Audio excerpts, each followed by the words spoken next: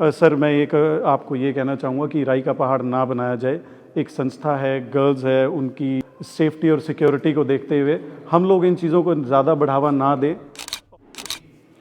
नमस्कार, मैं अमन गोस्वामी खुशी नर्सिंग कॉलेज का एक मैनेजमेंट मेंबर हूँ और मुझे अच्छा लगा कि आज मीडिया हमसे भी कोई सवाल कर रहे हैं ताकि हम अपनी तरफ से एक स्पष्टीकरण दे सकें। आज पहली बार कोई हमारे पास आया है और आशा करता हूँ कि सब अच्छा जाएगा। धन्यवाद आप लोगों को आने के लिए इधर।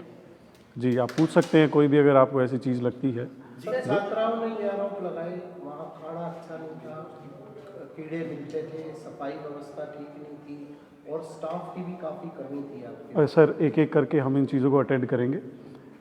फ़र्स्ट ऑफ ऑल हम अटेंड करते हैं खाने वाले इशू को। जो खाने का इशू है, मुझे अभी तक स्पष्ट तौर पे यही नहीं पता लगा कि वो कीड़ा मेरी मेस का है या फिर किसी और मेस का। इन केस अगर मेरी मेस का भी है तो मुझे ये भी नहीं मालूम कि वो जो हर डेली कीड़े आना और ये चीज़ कहाँ से निकल के आई है, क्योंकि अगर खाने में कभी भी कीड़ा आता तो मेरे पास कभी ना कभी ये विषय ज़रूर आता। और एक ह्यूमन एरर की, जो कि एक मानव कोई भी काम करेगा तो संभावना है कि थोड़ी ऊंच नीच हो जाती है। मुझे नहीं मालूम वो सारे तथ्य सच हैं कि नहीं, बट मैं एक फेयर एक्सप्लेनेशन देना चाहूँगा इस चीज़ की। तो हाँ जी, नेक्स्ट क्या था सर?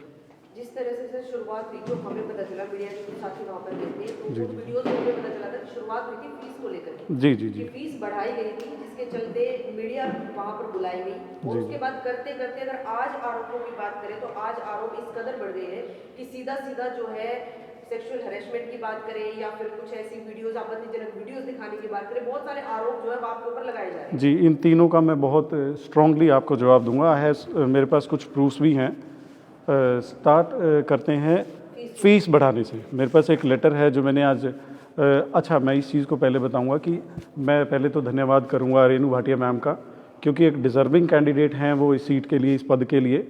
वुमेन कमीशन के चेयरमैन है जो, और उन्होंने इस मामले में संज्ञान लिया और हर एक तौर से वो निष्पक्षता से हमारा एक इंक्वायरी हो रही है। तो हमें उस चीज़ से बहुत ही अच्छा लगा कि किसी ने हमारा एक अच्छे अधिकारी के तौर पे सुनवाई हुई। तो मैं बात रही फ़ीस की, मैं फ़ीस बताता हूँ पहले क्या थी और बढ़ाई क्यों गई थी। हमारी जो फ़ीस है वो 5,000 रुपये हॉस्टल एंड मेस फ़ीस है। आप इसमें से देख लेना कि हॉस्टल में कौन सी लेनी है या फिर मेस में कौन सी। हम लमसम लेते हैं। हॉस्टल में हम जो फ़ीस जाती है 5,000, वो जाती है 30 दिन के लिए। एवरेज 31 भी होते हैं, 30 भी होते हैं। यानी कि 30 दिन में हम एक दिन में एक बच्चे को 4 बारी मील प्रोवाइड करते हैं। 3 बारी मेन मील्स होती हैं, 1 बारी टी टाइम होता है। तो हम अगर इसको कैलकुलेट करके देखें 5,000 को, तो एक टाइम का खाना हमारा 41 रुपीज़ आता है। अब मैं बात आप लोगों से पूछूंगा कि क्या 41 रुपये में कोई आज के टाइम हिंदुस्तान में खाना दे पा रहा है, विधानसभा के अलावा? दूसरी बात, ये खाली खाने का नहीं है, इसमें बिजली, पानी, रहना सहना सब है। यानी कि जो मैं बच्चों को जैसी अकोमोडेशन दे रहा हूँ वो फॉर फ्री है ऑलमोस्ट। हम वहाँ से कुछ भी जनरेट नहीं करते। दूसरी बात, जो रूम्स में अगर कमियाँ हैं वो एक पर्सनल हाइजीन का मामला, मैं उसमें टिप्पणी नहीं दे पाऊँगा क्योंकि कौन किसके रूम में कैसे क्या रहता है वो उसमें, क्योंकि गर्ल्स हॉस्टल का मामला है तो मैं इसमें ज़्यादा टिप्पणियाँ नहीं दे पाऊँगा। दूसरी बात, अगर किसी रूम में स्मेल आती है वो भी एक पर्सनल हाइजीन का मामला है, वो चीज़ में मैं भी ज़्यादा नहीं बोल सकता।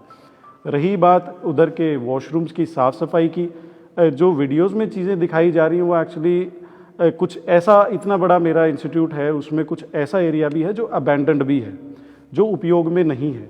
तो हो सकता है कि जो वॉशरूम दिखाए गए हैं, मैं एक्चुअली थोड़ा सा तनाव में था तो इसलिए मैं सारी वीडियो देखी नहीं, मुझे ठीक नहीं लगा। तो जो हमारे वॉशरूम्स दिखाए गए उसमें संभावना ये है कि अबैंडन भी दिखाए गए। कहा गया है कि एक वॉशरूम 300 बच्चों पे है। मैं आप लोगों से एक चीज़ पूछूंगा, क्या 300 बच्चे एक वॉशरूम में एक दिन में नहा सकते हैं?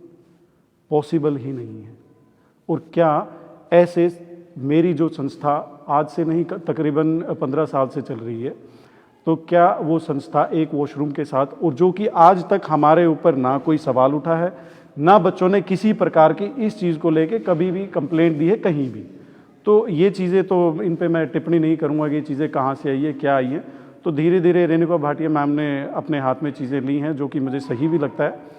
तो वहाँ से जो भी कंक्लूजन निकलेगा हमें मंजूर है। रेणु भाटिया जी ने तो ये भी आरोप लगाया कि इससे तो जेल के कमरे अच्छे देखो मैम का वो आरोप नहीं, मैं कहूँगा कि मैम ने हमें कोई आरोप लगाया है, क्योंकि जिस समय मैडम को हॉस्टल विज़िट कराया था या फिर रूम्स विज़िट कराए थे उस समय हम साथ में नहीं गए थे। तो संभावना है कि जो रूम्स दिखाए गए थे या फिर वॉशरूम्स दिखाए गए थे वो वही वॉशरूम्स हो सकते हैं या फिर वही रूम्स हो सकते हैं जो मेरे अबैंडन्ड या फिर बच्चों ने जिस हालात में रहना है, किस हिसाब से कोई अपने गद्दे में रखता है, वो बच्चे का मामला है सर। रही बात, कुछ चीज़ें ऐसी भी निकल के आई थी कि बच्चे अपने बर्तन वॉशरूम्स में धोते हैं। मेरा एक सवाल है, वो अपनी बच्चों की मर्ज़ी है, हमारे पास एक सिंक है अलग से जिसमें बच्चे धो सकते हैं, बट ये एक बच्चे की अपनी मर्ज़ी, अगर उसको धोना है वॉशरूम में जाके धो सकता है, नॉट वॉशरूम में, इनफैक्ट सिंक में। क्योंकि मैं मानता हूँ हम किसी भी होटल में भी अगर जाते हैं तो ब्रश कुरला उसी पानी से किया जाता है। रही बात पानी की सुविधा की, हमारे पास बैकअप भी रहता है इलेक्ट्रिसिटी का, हमारे पास सोलर पैनल्स भी लगे हुए हैं। इनफैक्ट पीछे आंधी तूफान आए थे तो मेरे कुछ सोलर पैनल उड़ भी गए थे, तो मैंने वो दोबारा से लगवा भी दिए हैं। तो जी सर। तो सर ये मामला इतना एकदम से हाईलाइट क्यों? सर मैं, ये बहुत अच्छा सवाल है कि जो मेरी समझ में अभी तक चीज़ों में आई हैं कि हम लोग इस इंस्टीट्यूट को थोड़ा ज़्यादा डिसिप्लिन्ड मैनर में चलाते हैं। शायद वही चीज़ें हमारे लिए ठीक नहीं रही जो मुझे लगा है, क्योंकि हम जी मैं इसको एक्चुअली मैम कोई जो बात है और खाली आरोप हैं उसका कोई इंसान कुछ भी कह दे उसका मैं जवाब नहीं दे सकता, और क्योंकि वो मेरे अपने बच्चे हैं मैं उनके खिलाफ़ या कोई भी इस बात पर टिप्पणी नहीं देना चाहूँगा, क्योंकि वो किसी के बच्चे हैं, मेरे बच्चे हैं, उन्होंने अपना आगे जीवन देखना है, चाहे मिसगाइडेड हो या चाहे जैसे भी हो, मैं उस तरफ कोई भी टिप्पणी नहीं दूंगा। वीडियोस का भी जिक्र हो रहा था वहाँ, जी, आप जी, बार-बार ये बात बोल रहे थे कि प्लीज ये वीडियोस को जो है ऐसे पब्लिकली ना दिखाया जाए। जी वीडियोस ऐसी क्या थी? मैडम एक्चुअली मुझे एज सच कोई वीडियो नहीं दिखाई गई है। दूसरी बात, अगर ऐसी कोई वीडियो है और मेरे पास 300 बच्चे हैं, क्या कोई प्रताड़ित बच्चा या उनका माँ बाप कभी भी चुप रह सकता है इस चीज़ के लिए? सबसे बड़ा सवाल ये है। तो जब फर्स्ट डे अगर बच्चों की वीडियोस आती हैं वो रिलेटेड टू फीस आती है और फिर उसके बाद चीज़ें नई से नई चली जाती है, तो मुझे लगता है देखने वाले समझदार हैं कि ये चीज़ें कहाँ से आई हो सकती हैं। बट देखो डेली रेगुलर बेसिस पे एज सच हमारे पास कोई कंप्लेंट्स नहीं आई, बट अगर आप कहो कि 6 महीने 3 महीने में जो डे टू डे मेंटेनेंस से लेकर शायद आई हो सकती है और उनका समाधान भी टाइमली हुआ है। तो जैसे सिनेमा की बात होती है, सिनेमा दिखाने जी, की, जी। जैसे मूवी उसके साथ अल्कोहल की बातें हैं, जी, जी, ये जी, क्या जी। है मतलब? सर पहले सिनेमा पे जाएंगे फिर अल्कोहल पे। जो बात है सिनेमा की, ये बच्चों की डिमांड थी कि हमारे पास यहाँ होम थिएटर लाइक एटमॉस्फेयर नहीं है, क्योंकि पढ़ाई के अलावा भी कुछ ऐसी सुविधाएं हैं इंस्टीट्यूट को देनी पड़ती हैं ताकि बच्चे खुश भी रहें, क्योंकि हमारे बच्चे हमारा एक इंस्टीट्यूट है वो थोड़ा रिमोट एरिया में है। तो जो एक प्रोजेक्टर पे मूवी दिखाई जाती है वो सारी सेंसर बोर्ड से पास होके ही आती हैं, कोई मैं ऐसी नई चीज़ नहीं दिखा रहा जो कि सेंसर बोर्ड से पास नहीं है। दूसरी बात क्या था सर? अल्कोहल का।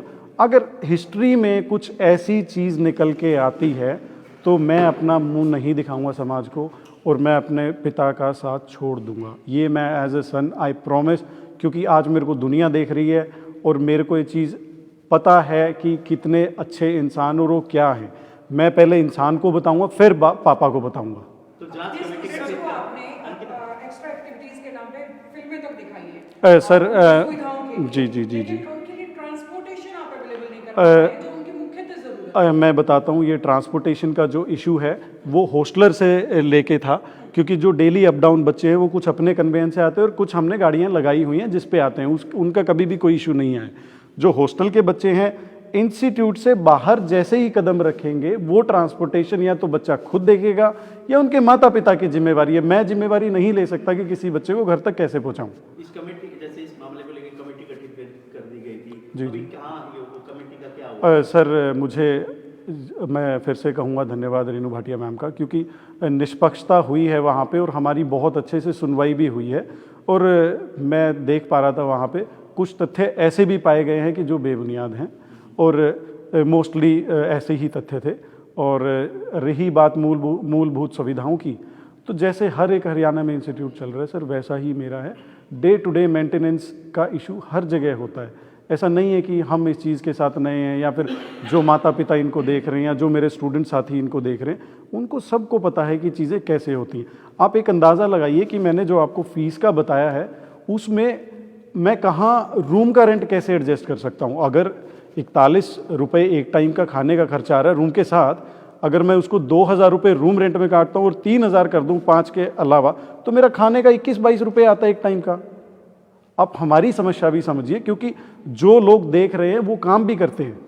तो हर एक इंसान की अपनी समस्याएं हैं, किसी भी काम को चलाने का एक तरीका होता है। रही बात कि मेरे अपने एक सर्टेन रूल्स और रेगुलेशंस है अपने इंस्टीट्यूट के, जिनको मेरे को फॉलो करना पड़ेगा, क्योंकि मेरे पास ओनली गर्ल चाइल्ड है। तो उनकी सेफ्टी सिक्योरिटी में मैं हमेशा सावधानी से कोई भी स्टेप उठाता हूँ। तो उस सावधानी के दौरान अगर कुछ ऐसी चीज़ें आ जाती हैं, जैसे हमने कुछ पिछले समय पे बच्चों की डिलीवरीज बंद कर दी थी, तो हम वेरीफाई नहीं कर पा रहे थे सारे फैक्ट्स, इसीलिए कुछ चीज़ें करनी पड़ी हमें। जैसे कि मामला महिला आयोग के पास है इस समय, जैसे कि जो भी इंक्वायरी हुई है, क्या लगता है आपको कि क्या? सर मैं फिर से आपको बताऊंगा कि इस इंक्वायरी में जो कुछ होगा, दूध का दूध पानी का पानी निकल के आ जाएगा। और अगले सप्ताह में मैडम ने हमें भी बुलाया है 3 सदस्यों को मैनेजमेंट से, जिसमें मुझे भी जाना है, और 3-4 बच्चे रिप्रेजेंटेटिव भी वहाँ जाएंगे। तो मैं आशा करता हूँ, क्योंकि वो पहले भी मेरे बच्चे थे और आगे भी वो मेरे ही बच्चे हैं। ये दिन और रात तो हर किसी पे आ सकता है, राई का पहाड़ तो किसी का भी बनाया जा सकता है। सर एक पत्रकार साथी वहाँ पर गए थे और वहाँ उसकी वीडियो दिखा रहे थे। जी जी जी जी। ऐसी क्या दिक्कत आई कि आप उनका कहीं ना कहीं आप उनको इनवाइट कर सकते थे कि आप बताइए क्या समस्या है, वो बुलाने की बजाय आपने उनके ऊपर FIR दर्ज करवा दी, ऐसा क्यों आवश्यकता पड़ी? सर मैं उस चीज़ को बताता हूँ। हो सकता है भावुक होके उन्होंने जो भी स्टेप्स उठाए वो स्टेप उठाए, बट उनमें मैं क्लियरली मेरे हॉस्टल रूल्स की वायलेशन हो रही थी। तो हम एज अ गवर्निंग बॉडी हमें जो स्टेप्स अनिवार्य लगते हैं हम लोग वो स्टेप लेंगे। जैसे कि अभी मेरे सारे मीडिया के साथीगण जिस तरीके से हो रहा है, ऐसे तरीके से हो, तो हमें कभी भी कोई प्रॉब्लम नहीं है। तो सर आप तो पहले भी आ सकते थे मीडिया के आगे, आपको क्या आवश्यकता पड़ी कि उनको FIR दर्ज करवा करके फिर जो है आपको मीडिया के आगे आना पड़ा, पहले क्यों नहीं आए? सर इन चीज़ों का, हम इन चीज़ों से थोड़े नए हैं, हमें नहीं पता था कि चीज़ें कहाँ से कहाँ चली जाएंगी। अब हमारी छवि की बात है, मेरे पिता की इज्जत की बात है, तो मुझे लगता है कि इस समय पे ये अनिवार्य मुझे लगा कि मैं आप लोगों के सामने आऊं और मैं अपनी बात रखूं। चलिए उनके ऊपर आपने FIR करवाई, वो इम्पोर्टेंट है। साथ ही एक रिकॉर्डिंग भी वहाँ हमें ग्रेवियंस की मीटिंग में सुनने को मिली थी, जहाँ बोला जा रहा है कि इसके खिलाफ जो है आप कंप्लेंट कराइए कि जबरदस्ती ये हॉस्टल के अंदर घुसे हैं या आपको बोलने के लिए उकसाया गया है। ऐसे रिकॉर्डिंग आपने जो है हमारे पत्रकार साथी के खिलाफ वहाँ पर सुनने को मिली है, तो क्या वो भी जरूरी था? मैम एक्चुअली वो है रिकॉर्डिंग, और मुझे ये भी नहीं पता कि वो रिकॉर्डिंग बाद में की गई है या पहले की गई है। उस रिकॉर्डिंग की अभी तक वेरिफिकेशन नहीं हुई है, तो उस पर मैं टिप्पणी देना मुझे सही नहीं लगता कि मैं उस पर कोई अभी टिप्पणी दे सकता हूँ। सर एज ए एडमिनिस्ट्रेटर आपको क्या उनको बुला करके उनसे अपना व्यू नहीं रखना चाहिए था, अपना पक्ष नहीं रखना चाहिए? Absolutely sir. फिर ये और गलती कैसे हुई आपसे? सर एक्चुअली जो नोटिफिकेशन निकाली गई थी बच्चों की फ़ीस के रिगार्डिंग, वो इस इंसिडेंट से 1 महीने पहले निकाली गई थी, और जो बातचीत हो रही थी वो डिस्कशन में थी। हो सकता है बच्चों को ये लगा हो कि शायद उनके हक में ना आया हो, और एक उम्मीद के तौर पे उन्होंने किसी को इनवाइट किया हो, तो मैं उसमें बच्चों को गलत भी नहीं कहूँगा किसी तौर से। सर आपके बच्चे हैं वो हमारे। आपको भी तो अपना पक्ष रखना चाहिए। गंभीर आप लगे, आपने सिरे से नकार दी, लेकिन कहीं ना कहीं कॉलेज की इमेज को तो डेंट पड़ा है। तो सर वो क्या कहना चाहोगे? सर बात रही गंभीरता की, मुझे अभी तक ऐसा कोई गंभीर आरोप नहीं लगा, गंभीर आरोप नहीं लगता कि हम पे कोई लगा है, क्योंकि राई का पहाड़ बनाने में देर नहीं लगती। चीज़ें एडिट होके आ रही हैं, एक एक चीज़ को कोई वेरीफाई नहीं किया जाता, तो उस चीज़ पे मैं नहीं कहूँगा कि हमारे ऊपर कोई गंभीर अभी तक आरोप लगे। अगर कोई गंभीर मामला होता तो ना मैं आप लोगों के बीच यहाँ बैठा होता, ना मैं बात कर रहा होता। बच्चों के पेरेंट्स देख रहे हैं आपको, बच्चों के पेरेंट्स देख रहे हैं, बच्चे देख रहे हैं, और भी काफ़ी लोग आपको देख रहे हैं, मैसेज क्या देना चाहेंगे? जी आखिर सर कुछ बच्चों की अगर कोई जेन्युइन दुविधा है तो हम पहले भी सुनने के लिए तैयार थे और हम आगे भी रहेंगे, क्योंकि हमारा इंस्टीट्यूट है गर्ल्स का। उसके साथ साथ मैंने क्लैरिफिकेशन फ़ीस की दी है। मैं समझूंगा कि हर एक व्यक्ति जो इसको देख रहा हो मेरी भावनाओं को समझेगा कि 41 रुपये में मैं खाना, रूम रेंट, सब कुछ, और उसमें जो अगर सफाई की बात आती है, क्या होता है कि लड़कियों की समस्याएं हैं, लड़कियां ज़्यादा समझ पाएंगी कि जो सैनिटरी पैड्स हैं कई बार वॉशरूम्स में मिलते हैं, या फिर बाल उनको सीवरेज को बंद कर देते हैं। ऐसे समस्या होने के कारण हमारे सफाई कर्मचारी इन चीज़ों को छूना पसंद नहीं करते, और ना ही मैं इन चीज़ों को बढ़ावा भी दूंगा, क्योंकि नर्सिंग छात्राओं को अपनी सफाई का ध्यान खुद ही रखना पड़ेगा। सर आपने इतनी सभी बातें बोल दी हैं, तो भी मुझे ये जानना है कि अगर ऐसा कुछ नहीं था, वो इतनी सारी बातें बोल रही हैं, जी, गुस्सा जी, भी जी, देखने जी, को जी, साफ जी, सुथरा जी। नजर आ रहा हाँ, है। जी, तो जी, क्या जी। वजह क्या रही होगी अगर ऐसा कुछ था ही? यस, मैं एक्चुअली इसके पूरा 100% तो मैं नहीं निकल पाया है मेरे दिमाग में ये चीज़ों का, बट जो मेरा एक अंदाज़ा है मैं वो आपको बता सकता हूँ। क्या था कि अगर कुछ बच्चे हॉस्टल से शिफ्ट होना चाहते तो हमारी कुछ पाबंदियाँ रही हैं कि एक बारी जो बच्चा आ जाता है तो हम लोग थोड़े से नेसेसरी एडमिनिस्ट्रेटिव स्टेप्स लेते हैं उसको छुट्टी करने से पहले, हॉस्टल से उनको रिलीव करने से पहले।